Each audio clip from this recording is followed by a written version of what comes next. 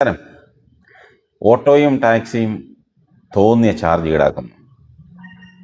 Minimum charge ഒന്നുമില്ല. വണ്ടിയിൽ കയറിയോ അവർ പറയുന്ന കാശ് കൊടുക്കണം. യാത്രക്കാരും ഓട്ടോറിക്ഷക്കാരും തമ്മിൽ തർക്കമുണ്ടാകുന്നത് ഒരു സ്ഥിരം കാഴ്ചയായി. പ്രത്യേകിച്ച് ഇപ്പോൾ ഈ 2-3 ദിവസം കൊണ്ടാണ് അത് കൂടുതലായി കാണുന്നത്. ഓട്ടോയിലും ടാക്സിയിലും യാത്ര ചെയ്യണമെങ്കിൽ അവർ പറയുന്ന കാശ് കൊടുത്തേ മതിയാവും. ചുരുക്കത്തിൽ ഒരു അത്യാവശ്യത്തിന് പാവപ്പെട്ടവൻ ഓട്ടോയും ടാക്സിയെയും ആശ്രയിക്കാൻ പറ്റില്ലെന്നർത്ഥം. എങ്ങാനും അവയിലൊന്ന് കയറിയാൽ നിക്കറ് കീറും, ഇല്ലെങ്കിൽ അവരുടെ തെറിവിളി കേൾക്കും. തെറി വിളിച്ചത് കൊണ്ടായില്ലല്ലോ, പൈസയ്ക്ക് പൈസ ഉണ്ടെങ്കിലല്ലേ പറ്റൂ.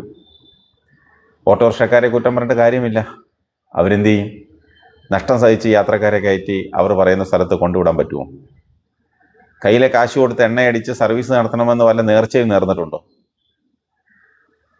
എണ്ണവില കണ്ണടച്ച് തുറക്കുമ്പോൾ കൂടുകയാണ്. ഒന്നിരട്ടി വെളുക്കുമ്പോൾ കേൾക്കുന്നത് പെട്രോളിൻ്റെ വില കൂടിയെന്നാണ്. ഈ മാസം തന്നെ 4 തവണയാണ് ചില്ലറ പൈസ വീതം കൂടിയത്. പെട്രോളും ഡീസലും മാത്രമല്ല, CNG വിലയും വർദ്ധിച്ചു. CNGക്ക് ഇന്ന് കിലോഗ്രാമിന് 2 രൂപയാണ് വർദ്ധിച്ചത്.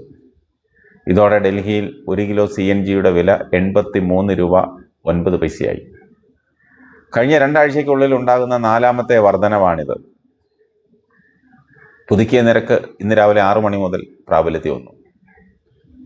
തിങ്കളാഴ്ച മാത്രം, അതായത് ഇന്നലെ, പെട്രോളിന് ലിറ്ററിന് 2 രൂപ 61 പൈസയും ഡീസലിന് 2 രൂപ 71 പൈസയുമാണ് വർദ്ധിച്ചത്.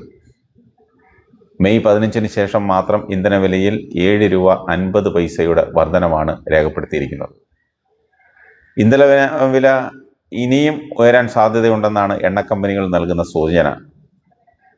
അന്താരാഷ്ട്ര വിപണിയിൽ പ്രകൃതിവാതകത്തിനുണ്ടായ വിലവർധനവും ഇറക്കുമതി ചെലവ് കൂടിയതുമാണ് വില കൂട്ടാൻ കാരണമെന്ന് കമ്പനികൾ പറയുന്നു. ആഗോളതലത്തിൽ ക്രൂഡ് ഓയിലിൻ്റെ വില കൂടിയതു മൂലമുള്ള നഷ്ടം നികത്തുന്നതിനൊപ്പം പാചകവാതകം ഉൾപ്പെടെയുള്ളവയ്ക്ക് മുൻപുണ്ടായ നഷ്ടം കൂടി ഈടാക്കാനാണ് പൊതുമേഖലാ കമ്പനികളുടെ, അതായത് എണ്ണ കമ്പനികളുടെ ശ്രമം. വില വർദ്ധിപ്പിക്കുന്നതിന് മുൻപ് എണ്ണ കമ്പനികൾക്ക് പ്രതിദിനം 1000 കോടി രൂപയുടെ നഷ്ടമുണ്ടായിരുന്നതായും നിലവിലെ വില വർധനവിലൂടെ അത് 600 കോടി രൂപയായി കുറയ്ക്കാൻ സാധിച്ചിട്ടുണ്ടെന്നുമാണ് പെട്രോളിയം മന്ത്രാലയം അവകാശപ്പെടുന്നത്.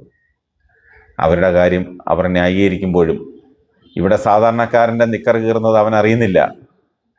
ഈ വില വർധനവ് കൊണ്ടുള്ള ബുദ്ധിമുട്ട് 1-2മല്ല, സാധാരണക്കാരൻ്റെ ജീവിതം തന്നെ വഴിമുട്ടുകയാണ്. ആനപ്പുറത്തിരിക്കുന്നവന് പട്ടിയെ പേടിക്കേണ്ട കാര്യമില്ലല്ലോ.